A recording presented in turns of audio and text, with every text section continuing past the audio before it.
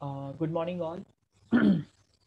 સો previous લેક્ચરમાં આપણે સમ જોયા હતા એરિયાના બરાબર દરેકના મેથોડોલોજીસ આપણે યુઝ કરી અને એના સમ આપણે જોયા હતા બરાબર. સો આજે આપણે ન્યૂ ચેપ્ટરનો ટોપિક સ્ટાર્ટ કરવા જઈ રહ્યા છે remote sensing. Okay, so basically આ જે લાસ્ટ ચેપ્ટર જે આપણું છે બરાબર, લાઈક મોડર્ન સર્વિંગ ઇક્વિપમેન્ટ્સ બરાબર. સો એમાં તમારે રિમોટ સેન્સિંગ વિશે થોડુંક આપેલું છે બરાબર. સો એ આપણે થોડું ડિસ્કસ કરી લઈએ કે what is a remote sensing અને એમાં કઈ કઈ વસ્તુઓ તમારે અંદર આવે છે બરાબર. So the basic concept of the remote sensing બરાબર. સો રિમોટ સેન્સિંગ એક એવી વસ્તુ છે કે જે તમે જ્યારે બી તમારે વધારે મોટા એરિયાનો જ્યારે વસ્તુ તમારે મેજર કરવાનો હોય, એરિયા ફાઇન્ડ કરવાનો હોય, તો એ વખતે રિમોટ સેન્સિંગ નો યુઝ કરી અને તમે એરિયા ફાઇન્ડ આઉટ કરી શકો છો બરાબર. So this is the most advance methodology or this is the most advance concept in the field of the સર્વેઇંગ બરાબર. એના પછી એક ટોટલ સ્ટેશન આવે છે બરાબર, કે એ બી તમે જે બી થિયોડોલાઇટ તમારે ભણવામાં આવશે, તમારું જે સેકન્ડ ચેપ્ટર છે, સેકન્ડ કે થર્ડ ચેપ્ટર છે થિયોડોલાઇટ સર્વેઇંગ બરાબર. સો એનું એક ડિજિટલ વર્ઝન છે કે ભાઈ થિયોડોલાઇટ આપણે બેઝિકલી બહુ પહેલા યુઝ કરતા હતા, આજથી 30-40 વર્ષ પહેલા. પણ હવે જેટલા બી સર્વે કરવામાં આવે છે બરાબર, એ generally they are done with the help of the total station બરાબર છે. So the basic concept of remote sensing or introduction. Remote sensing is an art and science of obtaining information about an object or a feature without physically coming in contact with that object or a feature બરાબર. તો remote sensing કેવી રીતનું work કરે છે કે આપણે તમે કોઈ બી સર્વિંગ મેથોડોલોજી લો છો બરાબર, તો એમાં તમારે ફિઝિકલી એ જગ્યાએ જઈ અને તમારે સર્વે કરવો પડશે બરાબર. લાઈક પ્લેન ટેબલ સર્વિંગ તમે જે ભણી રહ્યા છો અત્યારે બરાબર, તો એ બી કેવું છે કે તમારે ઓન સાઇટ ત્યાં તમારે જઈ અને તમારે ડેટા કલેક્શન કરવો પડે. પણ જ્યારે રિમોટ સેન્સિંગ એવી વસ્તુ છે કે remote sensing is an art and science of obtaining information about an object or feature without physically coming in contact with that object or feature. Humans apply remote sensing in their day-to-day business through vision, hearing and sense of the smell. બરાબર, કે આપણે remote sensing નો use આપણે day to day લાઈફમાં કરીએ છીએ બરાબર. કે ભાઈ આપણે કોઈક દૂરથી કોઈ વસ્તુ જોતા હોઈએ બરાબર, તો આપણને ખબર પડે કે એ વસ્તુ દૂર છે, પણ આપણે છેક ત્યાં જઈને એકદમ નજીક એની જોડે જઈને જોવા નથી જતા, પણ આપણને દૂરથી ખબર પડી જાય કે આ વસ્તુ કંઈક આવી છે. Hearing and sense of the smell. The data collected can be manifold. Variation in acoustic wave distribution, variation in force distribution, variation in electromagnetic energy distribution. This remotely collected data through various sensors may be analyzed to obtain information about the object or features under the investigation. In this course, we will deal with the remote sensing through the electromagnetic energy sensors only. બરાબર છે કે ત્રણ રીતે data collection કરવામાં આવે. એકાઉસ્ટિક wave બરાબર, કે જ્યારે તમે ઘણી વાર જોયું હશે કે સબમરીનમાં એ લોકો આ રીતે વેવ્સ, અકાઉસ્ટિક વેવ્સ નાખે સોનાર, અને એનાથી કલેક્ટ કરીને લોકોને ખબર પડે કે ભાઈ આગળ આવો રોક છે, કે આગળ કઈ બીજી વસ્તુ છે, કે આગળ વચ્ચે એવું કોઈ ડિસ્ટર્બન્સ છે, કે આપણે આપણો જે પાથ છે એ ચેન્જ કરવો પડે બરાબર છે. Variation in the force distribution, like gravity meters, આપણને ગ્રેવિટી અકોર્ડિંગ ખબર પડે, એનું માસ અલગ અલગ હોય બરાબર, તો એ આપણને ખબર પડે. And the variation in electromagnetic energy distribution બરાબર. સો આપણે જેટલું બી અત્યારે ભણીશું બરાબર, this is a purely focus on the electromagnetic energy distribution બરાબર છે. Thus, the remote sensing is the process of inferring surface parameter from the measurement of the electromagnetic radiation from the Earth's surface. This EMR can either be reflected or emitted from the Earth's surface. In other words, remote sensing is detecting and measuring electromagnetic energy emanating or reflected from the distinct object made of a various material, so that we can identify and categorize this object by class or type, substance and spatial distributions બરાબર. Like આ તમને વાત કરું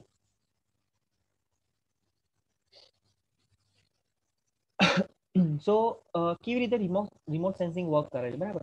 સો આપણે જે B satellite આપણે outer સ્પેસમાં ફરી રહ્યા છે, બરાબર, તો એ કાઇન્ડ ઓફ એક સેન્સર છે, બરાબર. તમારા અર્થ ઉપરથી જેટલી બી electromagnetic energy or electromagnetic waves જે રિફ્લેક્ટ થાય છે, બરાબર, like with the help of the sun, બસ સનના જે રેડિયેશન અહીંયા આવે અને એ પછી જ્યારે રિફ્લેક્ટ થાય આપણી અર્થ સરફેસ ઉપરથી, બરાબર, તો એ બધું જ જે બી એના જે વેવ્સ છે એ તમારું આ જે સેન્સર છે એ કલેક્ટ કરે અને એના ઉપરથી એ પછી આખું એનાલાઇઝ કરે, બરાબર. So remote sensing provide a means of observing large area at a finer spatial and temporal frequency. It finds extensive application in the civil engineering, include watershed studies, hydrological states and fluxes simulation, hydrological modeling, disaster management service such as a flood and drought warning and monitoring, damage assessment in case of the natural calamities, environmental monitoring and the urban planning. બરાબર છે કે જ્યારે આપણે civil એન્જિનિયરિંગના કોઈ બી જે બધા domains છે, બરાબર, અર્બન પ્લાનિંગ છે, પછી ડેમેજ અસેસમેન્ટ છે, બરાબર, એ બધી જ વખતે આપણે જે રિમોટ સેન્સિંગનો યુઝ કરી અને આપણે એકચ્યુઅલી ડેટા લઈ શકીએ. લાઈક હવે વાત કરીએ કે આપણે કોઈ એગ્રીકલ્ચર ફિલ્ડ ઓર ફોરેસ્ટ ઉપર સ્ટડી કરી રહ્યા છીએ, બરાબર, કે how the human activities are affect the forest ecology or how speedy the deforestations are occurred due to the human activities, બરાબર. So just this is kind of the example, બરાબર, કે human એક્ટિવિટીના લીધે તમારી ફોરેસ્ટ ઇકોલોજી પર શું અસર થાય, બરાબર. તો લાઈક તમે લાસ્ટ યર ઘણા એવા ન્યૂઝ સાંભળ્યા હશે, બરાબર, કે ભાઈ જે એમેઝોનના જે જંગલો છે, બરાબર, so there are the forest fires are going there for the couple of months, કે મહિના સુધી ત્યાં આગ લાગેલી રહી અંદરને અંદર, બરાબર.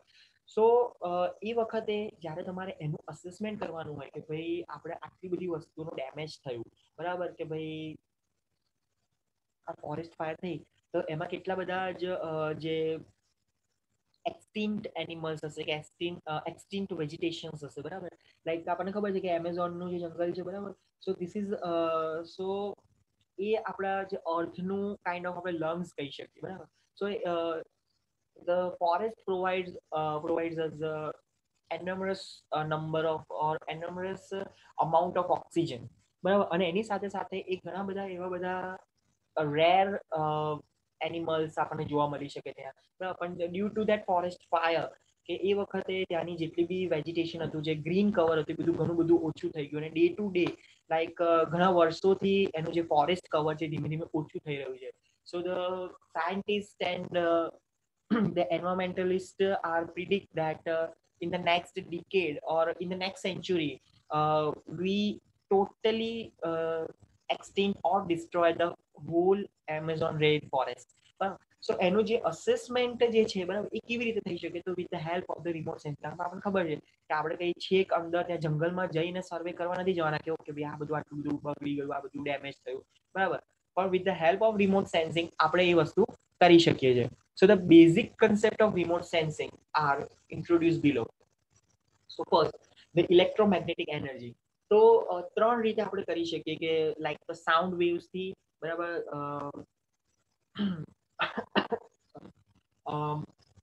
સાઉન્ડ વેવ્સ થી આપણે કરી શકીએ.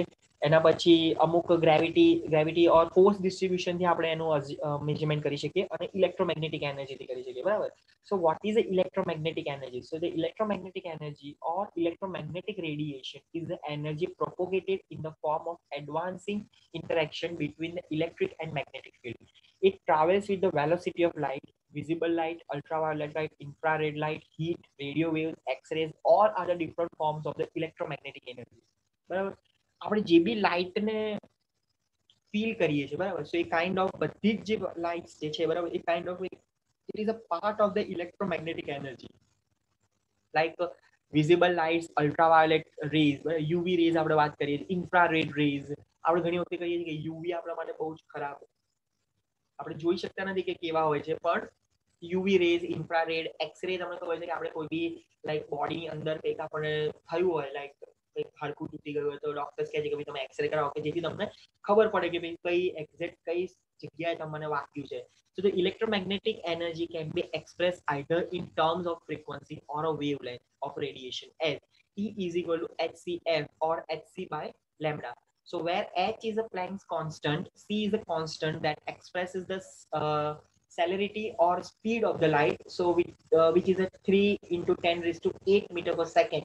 બરાબર કે ભાઈ 3 લાખ મીટર પર સેકન્ડની સ્પીડે આપણે પાસ થઈ શકીએ છીએ બરાબર. This is a kind of 3 into 10 raised to 8 meter per second. F is a frequency expressed in hertz and lambda is a wavelength expressed in the micrometers. So the distribution of the continuum of energy can be plotted as a function of the wavelength and is known as the EMR spectrum. બરાબર. So આ તમને જે figure દેખાઈ રહી છે, so this is called the electromagnetic radiation spectrum. બરાબર. So અહીંયા તમને વેવ લેન્થ આપેલી છે બરાબર કે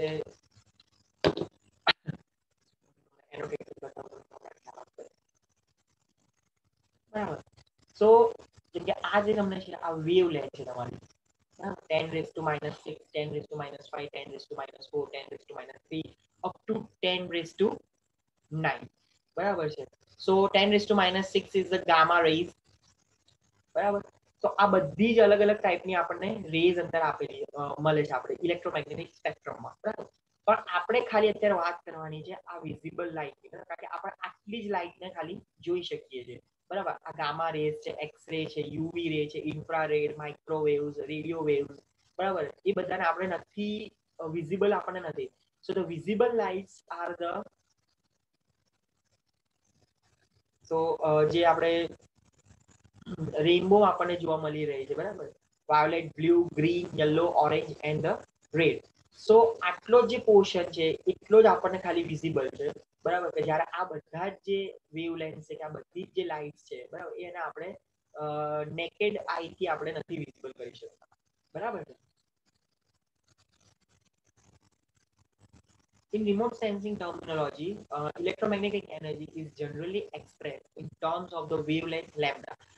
All matter reflect, emit, or radiate a range of electromagnetic energy depending upon the material characteristic. In remote sensing, it is the measurement of the electromagnetic radiation reflected or emitted from an object is used to identify the target and to infer its property. Okay, બરાબર. So remote sensing માં કઈ રીતનું છે કે the main the terminology બરાબર કે ભાઈ કોઈ બી આપણી એક પ્રોડક્ટ છે બરાબર, લાઈક સિમ્પલ હું તમને ડ્રો કરી બતાવું. તો જસ્ટ અઝ્યુમ કરો કે આ તમારું કોઈ બિલ્ડિંગ છે બરાબર છે, અહીંથી સનની વેવ જે છે એ ડાયરેક્ટ થઈ રહ્યા છે.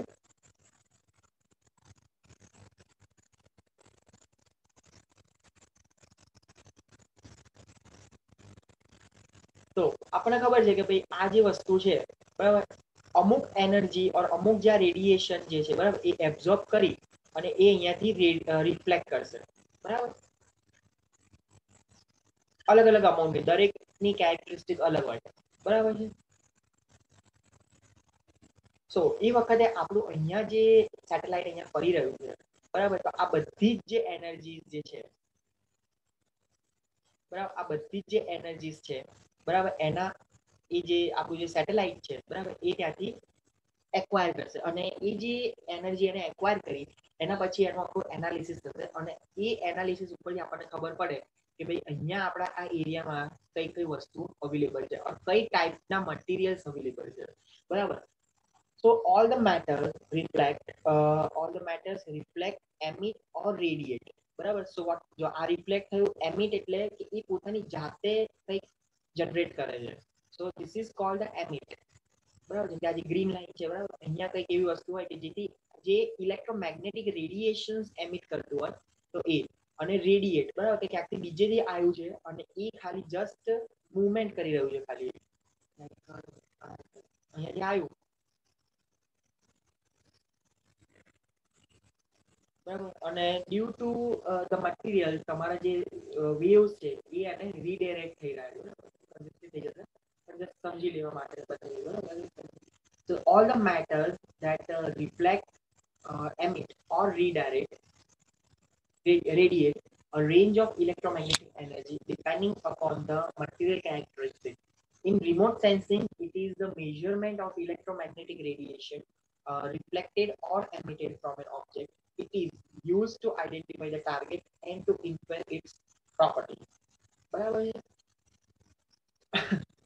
સો આ તમને જે દેખાઈ રહ્યું છે બરાબર. આ તમારું જે વેવ લેન્થ છે ઇલેક્ટ્રોમેગ્નેટિક રેડિયેશન સ્પેક્ટ્રમ, બરાબર. આ તમારે બહુ જ ધ્યાનથી યાદ રાખી લેવાનું છે, કારણ કે કદાચ એક્ઝામમાં આની થિયરી પૂછાય છે, બરાબર છે. કે electromagnetic energy or define electromagnetic energy and draw electromagnetic spectrum EMR spectrum, બરાબર. સો એ પણ આપણે જોઈ લઈએ કે 10⁻⁶ છે તો ત્યાં ગામા રેઝ છે, 10⁻⁴ છે તો એક્સ રેઝ, 10⁻⁻1 તો અલ્ટ્રાવાયોલેટ રેઝ, 1 નિયર ઇન્ફ્રારેડ, 10 છે તો થર્મલ ઇન્ફ્રારેડ છે, 10⁵ છે તો માઇક્રોવેવ છે, 10⁸ છે તો રેડિયો વેવ્સ છે, બરાબર. આપણે જે રેડિયો વેવ્સની આપણે વાત કરીએ છીએ કે જે રેડિયો આપણે સાંભળી રહ્યા છીએ, બરાબર, કે દૂરના કોઈ સ્ટેશન સાથે કનેક્શન કરવા માટે આપણે રેડિયો વેવ્સ યુઝ કરીએ છીએ. અને આ છે તમારી વિઝિબલ લાઇટ કે જેની દરેકની વેવ લેન્થ તમને આપેલી છે, લાઈક 0.40 તો વાયોલેટ, 0.48 તો બ્લુ, 0.54 તો ગ્રીન, બરાબર. તો બેઝિકલી તમારે આ બધું યાદ રાખવાની કોઈ જરૂર નથી એટલી બધી, પણ તમારે આની આખી એક વેવ લેન્થ યાદ રાખવી પડશે કે wavelength starting from 10⁻⁶ to 10⁹ બરાબર. અને કઈ કઈ દરેકની વેવ લેન્થ કેટલી છે, ગામા રેઝની કેટલી, એક્સ રે ની કેટલી, અલ્ટ્રાવાયોલેટની કેટલી, બરાબર. સો નેક્સ્ટ છે પ્રિન્સિપલ ઓફ રિમોટ સેન્સિંગ. તો આપણે નેક્સ્ટ લેક્ચરમાં ડિસ્કસ કરીશું. Okay, so C you in the next lecture. Thank you.